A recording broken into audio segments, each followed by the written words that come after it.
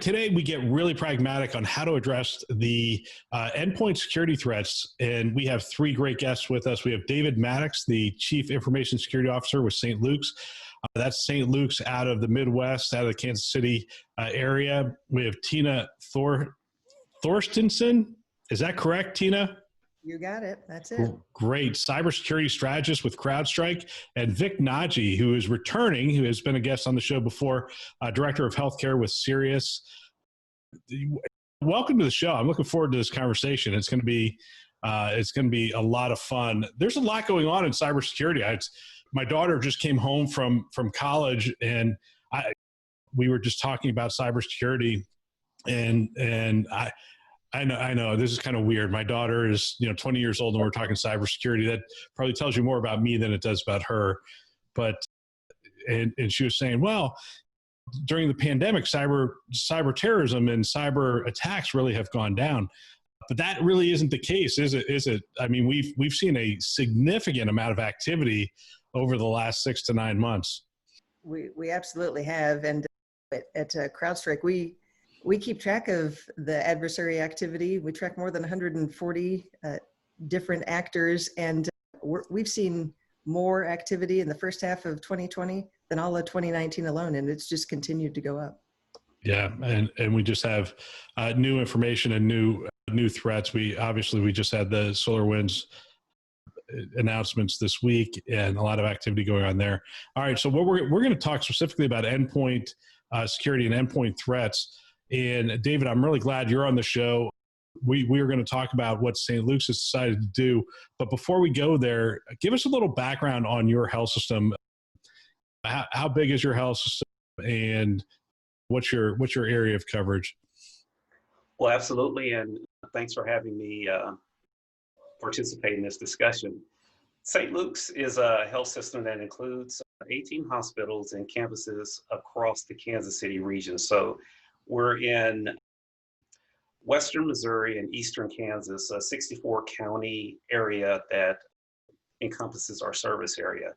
We're particularly proud to say that we're one of the nation's top 25 cardiology and heart surgery programs.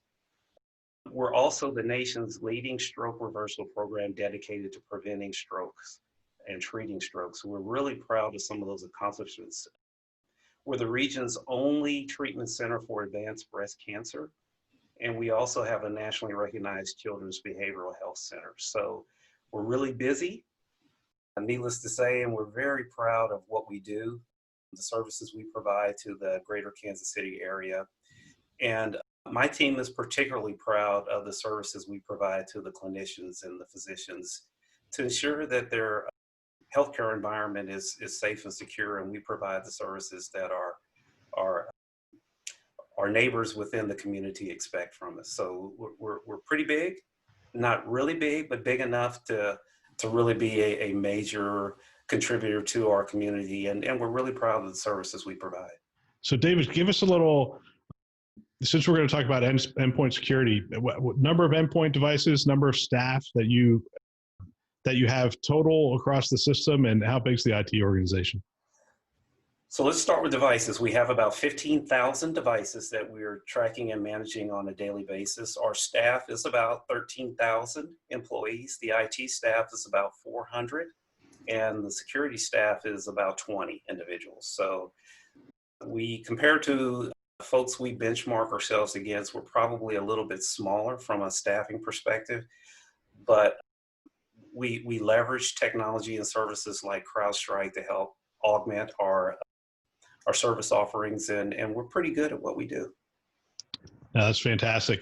So here's what I'd like to do for this. I'd like to start out pretty broadly and just talk about the cybersecurity space, and then move in a little bit, talk about the industry, healthcare, and the industry itself, and in the cybersecurity context.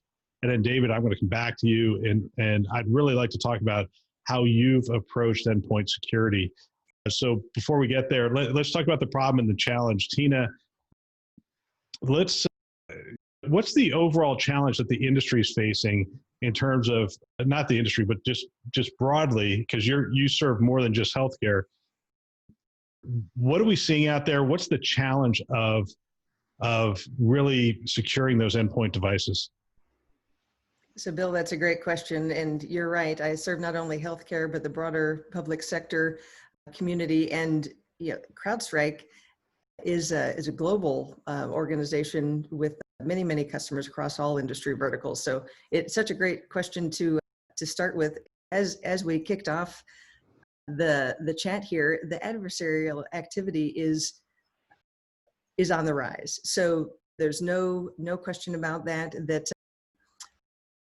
there are so many different organizations trying to disrupt the healthcare industry and the broader industry verticals, and either just to disrupt or to steal, right? So as we've seen in the news, even very recently, lots of activity out there. So the challenge is that, and David, I spent many, many years running some variety of IT and security operations, so I certainly understand your perspective on this.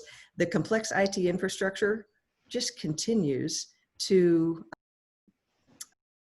grow. So one of the big challenges is, and we're here to talk about endpoints today: laptops, desktops, servers. We call all of those endpoints, whether it's in the cloud or on premise. And each operational executive and practitioner has to manage this increasingly complex infrastructure, which I think is certainly a huge challenge for all organizations. And then the other challenge in the space is that until recently, the solutions, they weren't there. When I spent time as a deputy CIO and CISO for Arizona State University, most recently before changing careers and joining Crowdstrike, and I got lots of battle scars from solutions that didn't work out so great. But the great thing is there are next gen solutions here now, and so that frames up a little bit of the problem, I think. Yeah, and we're going to talk about the CrowdStrike solution here in a minute. The thing I remember is just there was such a proliferation of tools. We had like 35 different tools trying to secure the endpoints, and it was just kind of a nightmare to try to manage all those tools. And anytime you increase complexity, you open the door for human error within the code base, all sorts of other things. Exactly. Vic, you and I have talked zero trust framework. We've talked a lot of security items on the show. Give us an idea of what the industry is trying to do around security. What does this year look like specifically in terms of what healthcare is trying to do, and what's working and what's maybe not working at this point? I read somewhere the other day, I used to say that we're in like the 376th day of March, but I read something even better, that we're actually in the 5th year of 2020. So I don't know, this year is like fairly upside down. Things keep changing, but a few things I think remain pretty clear as to what healthcare organizations are trying to do just around security. I think there's been a big shift, and it's happened over a period of time, but this year I think it's really accelerated it, where this notion around protecting the perimeter and focusing on the data center related technologies for security, I think has changed. The mindset has changed, and David can correct me here as we go along, but I think that this focus around the new perimeter being identity, being the person, being the endpoints, really with the focus on those seem to be the easiest ways in. Like if you study any of these malware related attacks or any of the attacks, one aside, a lot of them are starting from straight phishing, right? So these are things that get impacted or come in from proliferation of or compromise of individuals, and these individuals are working on endpoints. So this whole notion around how do I actually protect the endpoints while I still keep everything inside safe and balanced? That's number one. And then operationally, and I think we just touched, both Tina and David touched on this, and you did too, Bill. Operationally, given this sort of smorgasbord or hodgepodge or whatever you want to call it of all these tools and technologies and capabilities and applications that we have inside of healthcare that have to be very carefully orchestrated and balanced, you add something else on and it's just a little bit off kilter, and it kind of like breaks the whole balance. And now suddenly you have performance issues or your application doesn't run. So then what's the standard answer is, my application should be exempt from AV. My application should be exempt from whatever, because it's not going to work if you don't do that. Well, then what's the point, right? I mean, if you actually go and read some of the SolarWinds stuff, like part of the reason why it got as far as it did is because the specific instructions were that these binaries and these applications themselves were exempt from any of the other tools that may or may not have caught issues that were going on with this particular tool, simply because it's like, it just won't work if you scan this, right? So long story short, I think in healthcare, what's happening is people are starting to get to the point of saying, okay, this whole malware thing is really getting us to start to think about like endpoint protection. We have to do that, but we have to do it in a way that doesn't break everything else. And we have to be able to operationally manage it. And we really need something that's not going to completely crush the environment. So that's kind of how I see it. Yep. So David, let's come back to you. I assume some of this stuff resonates with you in terms of the challenge.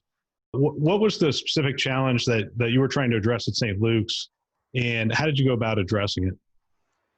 Well, first, I feel like after listening to Vic, I need to put a little bit of money in the offering plate, because what he's saying rings so true to the challenges that we face every day. From an endpoint perspective, the device you provide an employee is just as personal as their cell phone or their tablet or something else. So what we're seeing and the challenge we were trying to solve with this particular solution was, we needed something that really went across a wide variety of platforms and operating systems. And to Vic's point, we needed something that was fairly seamless and that it had a really small footprint. So we have and we continue to have, and we will always, in my belief, have some kind of malware threat at the endpoint. And you need a solution that you feel confident in, that can not only detect, but provide you the capabilities to quickly remediate. And that was our number one objective. But at the same time, to Vic's point, it cannot interrupt the objective. So it cannot stop patient care. It cannot prevent a person from sending an email. It cannot get in the way, because at a certain point in time, the end user or even your peers on the technology side lose confidence in that system. And then it becomes the default when we troubleshoot, is we remove AV or we turn this off. And that's not what we want. So I'll just share with you, we had some very core principles when we were selecting a solution, and they were really around broad coverage, as I've mentioned, a small footprint. We wanted a very effective and intuitive management console, because you got a lot of people with different skill sets who may be at some point in time required to help us determine a problem. We wanted clearly defined remediation playbooks. So if you see something based on the asset class, here's what you do. And then we wanted a capability to collaboratively threat hunt. So once again, we have a certain set of skills within our environment that allows us to identify things based on certain behaviors. But by incorporating an intelligent set of tools, we're also able to lean on some very smart, intelligent experts that say, based on what we're seeing in your environment and the past behaviors, here's things we recommend you either address or how you tune our system to be more effective, et cetera. But we wanted that extra expertise to help us stay sharp in our efforts to protect the system. And then the last thing, which is most important, is we have to justify the investment. So we want an SLA or something that helps us verify that the money we're spending is effective, and we want metrics to show that the controls we say are in place are actually in place and they're effective. So interesting. So you ended up going in the Crowdstrike direction, as you mentioned earlier.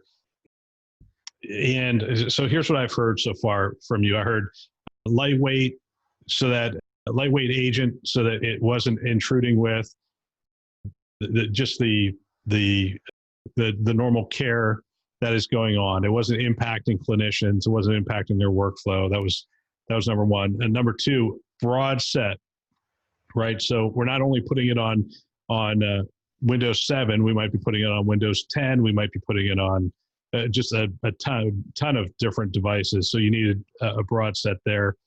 You wanted to elevate your team to really be able to identify those key events that you needed to look into and do threat hunting. Am I on track so far?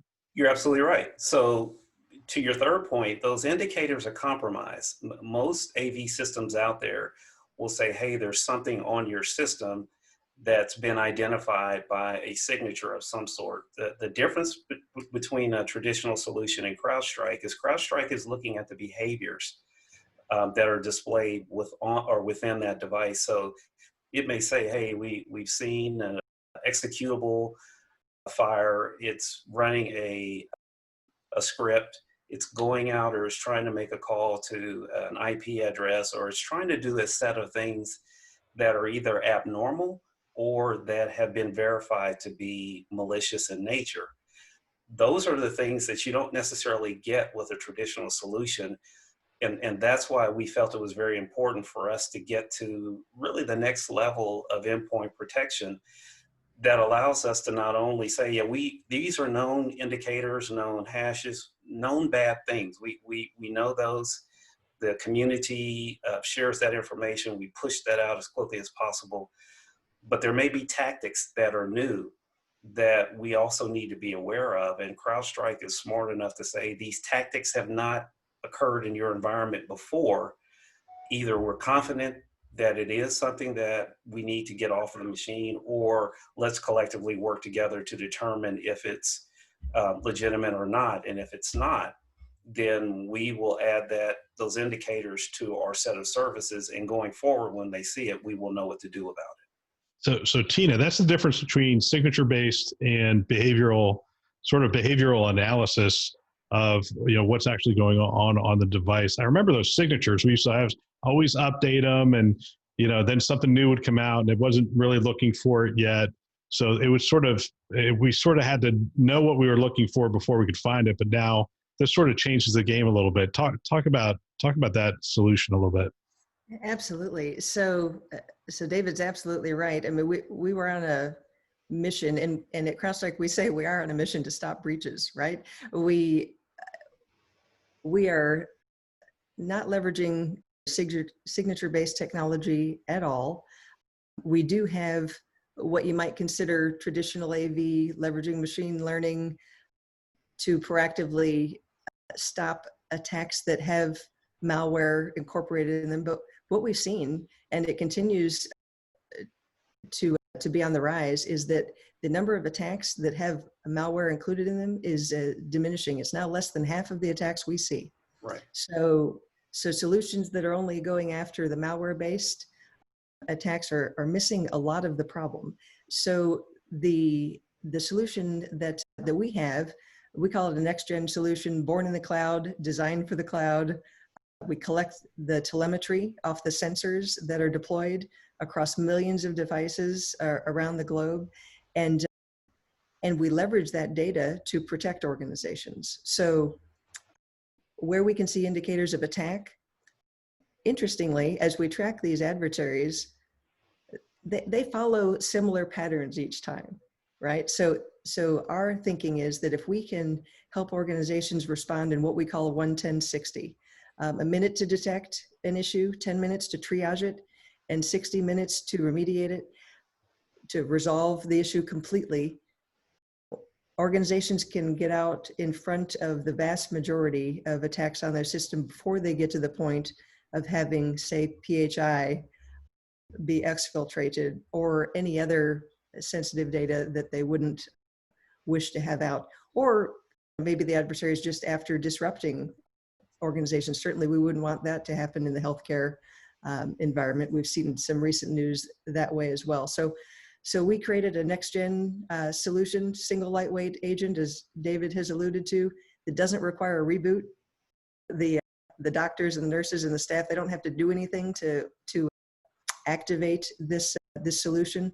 And then David's team, especially the security team, can focus on those behavioral activities that come in from the Crowdstrike solution, and and resolve things without the hospital really even understanding that these things are going on behind the scenes, because we do it in such a non-disruptive way. Yeah, Vic, I want to come back to you, and then David, I'm going to come back to you. But Vic, talk to me about architecture and overload, right? So we sort of alluded to this earlier. When you reduce the number of solutions, it sort of makes you feel like you're not covering everything. But in reality, when we simplify the solutions, it appears more and more like we're looking at the right things instead of having point solutions for 20 things. We're now looking at the behaviors of what's going on in the cloud and on our network, so we're able to do things. Talk about the architecture moving forward. Why is a cloud solution? Why is the lightweight agent? Why does all this stuff work for healthcare? Yeah, good question. I think that there's a couple of different things. So there's the technology aspects of it that we talked about, but then there's also a couple of things that Tina mentioned and David also alluded to, which is around the people process aspects. I want to touch on all three of those to say, how does this sort of a partnership, if you will, between a health organization and a Crowdstrike, how does it actually become a 1 + 1 = 6 sort of thing, right? So technology, you simplify it, you have a fewer panes of glass. It's the unicorn of the single pane of glass, right? We'll leave that aside, but fewer panes of glass makes it a lot easier for you to be able to know what's going on in your environment. And assuming you've picked, a solution that has high fidelity and can detect anomalies that are not just coming off of a dictionary that you've fed into the system, which is very old school, right? It's more around behavior and anomaly detection and so on, like we just discussed. Then you can have a high level of fidelity and confidence in the fact that this platform will find things that are not seeming to be normal, and you can do something with it, like the 11060. That, coupled with the lightweight aspect of it, the thing that you can actually go in and convince people to say, you're not going to need a reboot.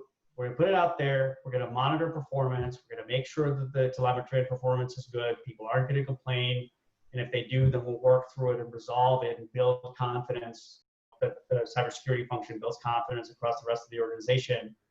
That's the one technology piece I think that the healthcare organization can really benefit from by simplifying the rest of the stuff that they have deployed for the various agents.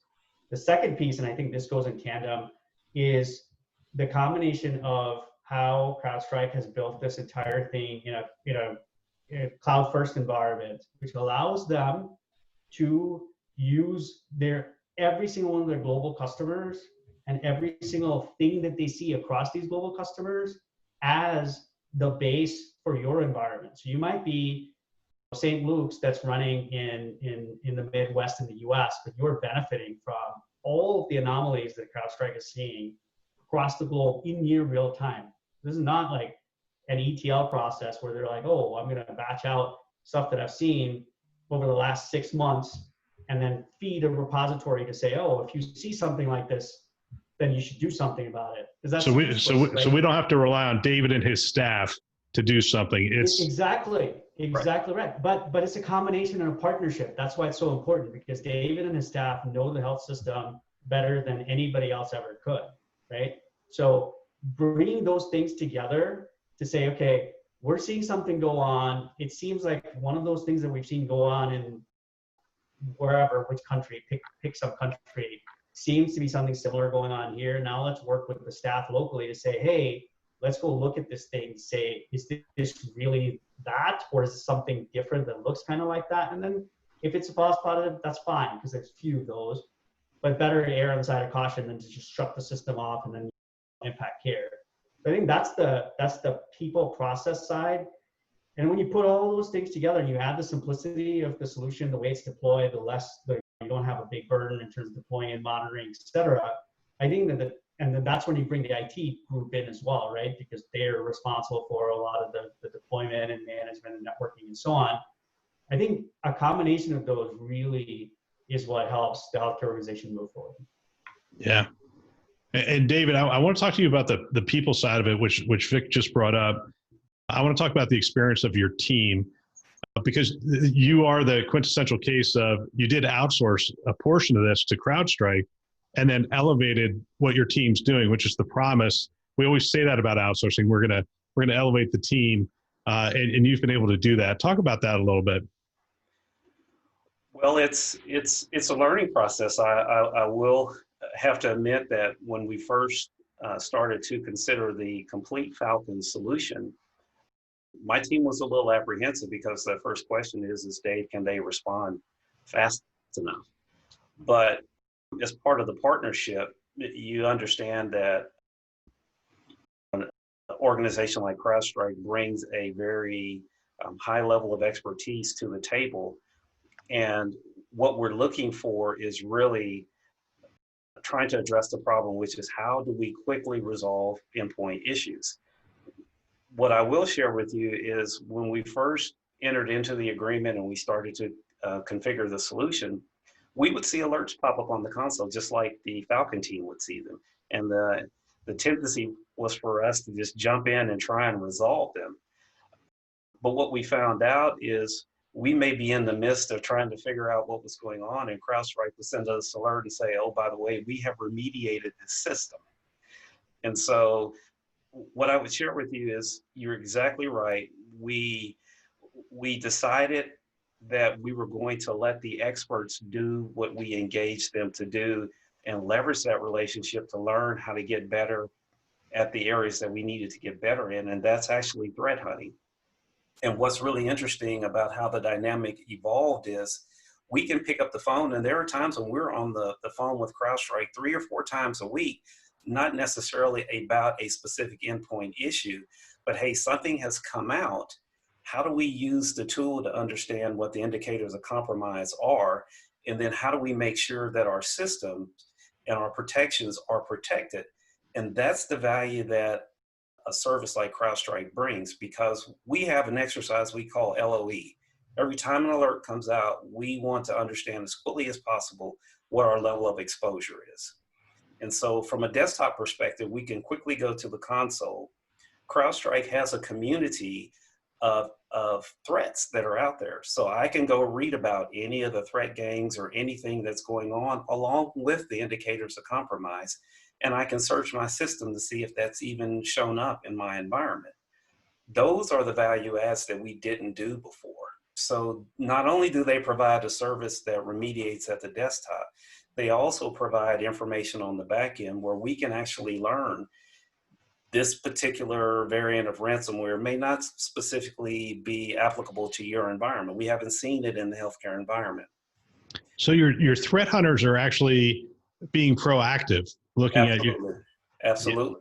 Yeah. They're being proactive, but they have expertise behind them that can also help them look in the right place. So it's kind of cheating on an Easter egg hunt. If you have somebody kind of tell you where to look, you'll probably find the eggs. And that's what CrowdStrike is helping us do is we're not just hunting, we're hunting intelligently.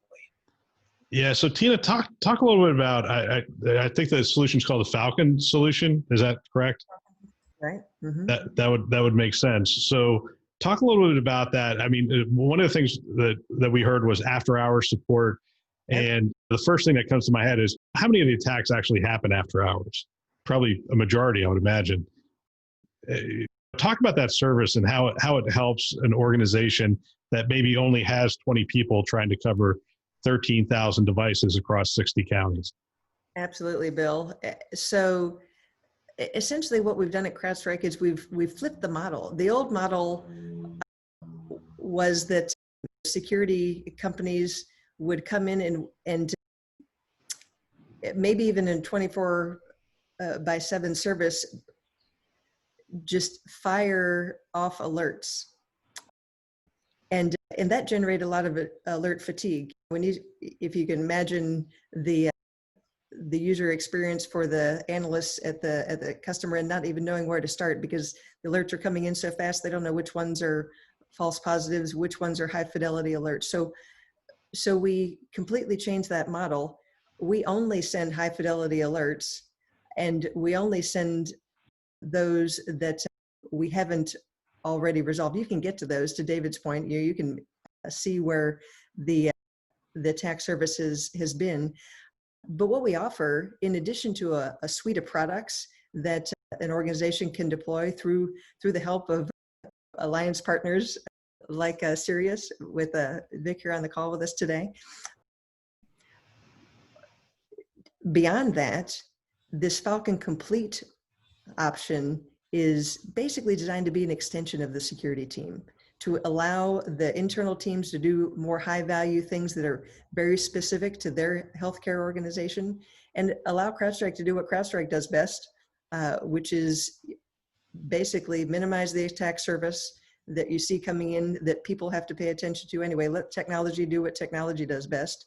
Immediately protect wherever we can, detect and respond quickly, again, within that hour time frame.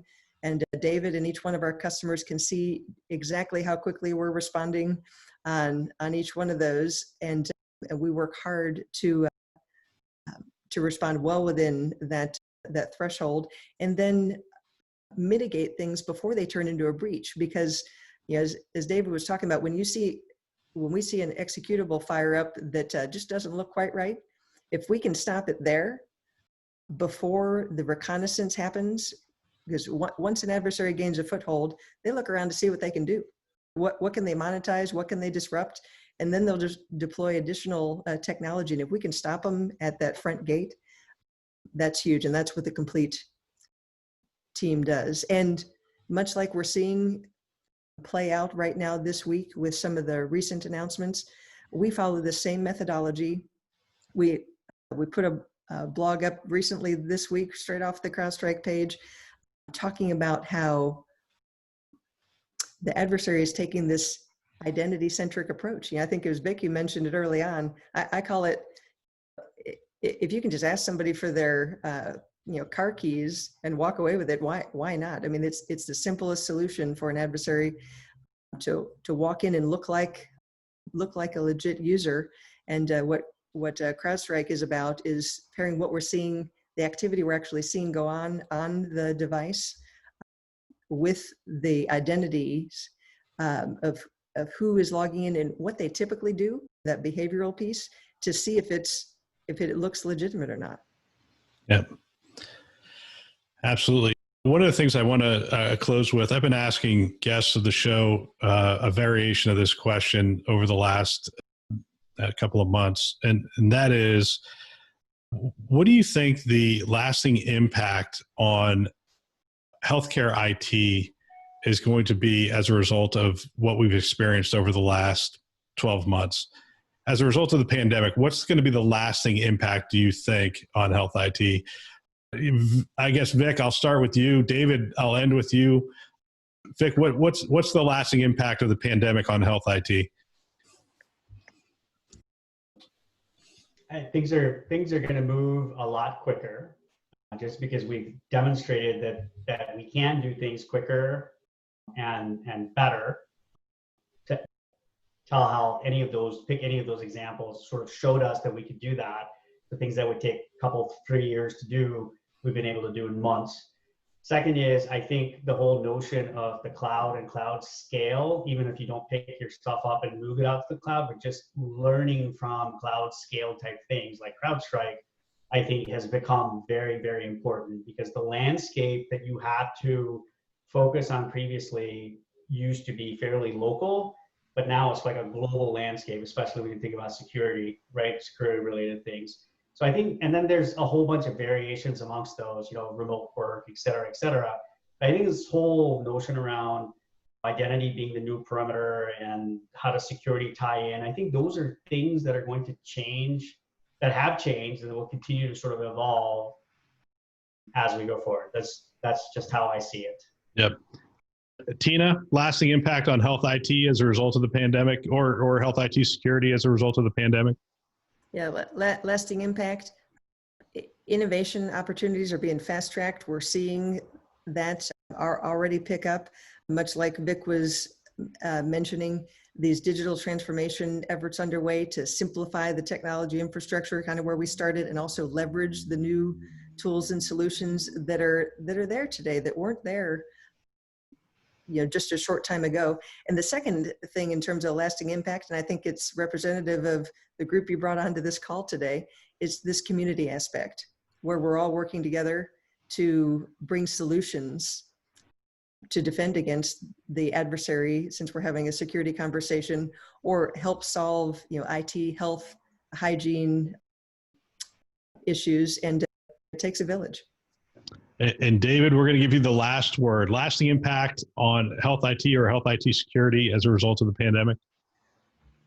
Well, I'd say there's a couple of things. One in particular that we've seen within our health system is that the patient is now comfortable with virtual visits. And so the old paradigm of I've got to get to a hospital or I've got to get to a doctor's office to see my physician has changed, and it's changed significantly. We've seen the number of telehealth visits skyrocket as a result of the pandemic because you still have to see your caregiver. And we're building models now that are fast tracking, providing care in non-traditional, which will soon be traditional models, whether it be at home or in other places outside of the traditional locations. So that kind of dovetails into what Vic is saying. The locations where we provide service, deliver service, access service are no longer in those traditional places. So identity is crucial. The other piece that I would say to that is the patient identity is just as much a part of our ecosystem going forward as a clinician or an administrative assistant or someone else. They're all within that one ecosystem now. So we have an even greater responsibility to protect the identities that are assigned to us or that are within our realm of care. So the challenges are growing exponentially. People are moving quickly. They're dispersed. The devices they use are just as diverse as the people we treat. But the expectations are still the same, no matter who it is, whether it's a patient or administrative person or whatever. The expectation is that their data is secure, which means that we've got to have some pretty sophisticated tools that are portable and that don't interrupt patient care. So things are dynamic and they're changing fast, and I don't see them going back to the old ways. Fantastic. I want to thank the three of you for sharing your experience and wisdom with the community. Great solution. Really appreciate what you're doing at St. Luke's, what you're doing at Crowdstrike. And Vic, always love having you on the show and just knocking it back and forth and hearing what's going on. You look a little tired, Vic. Is there a lot going on right now? Yeah, I am a little tired, but that's for another day. Yeah, it's interesting because we had sort of a break when we surged early on. Like, people didn't know what to do. People were going home, and there was this sort of a lull, and then it has really picked up towards the end of this year. So hopefully the health IT staff have got a chance to get a break, or will get a chance to get a break. We're actually recording this before the holidays. It'll air after the holidays, but hopefully people got a break over the holidays. Hey, thanks again for your time. Really appreciate it. All right. Thanks for the opportunity.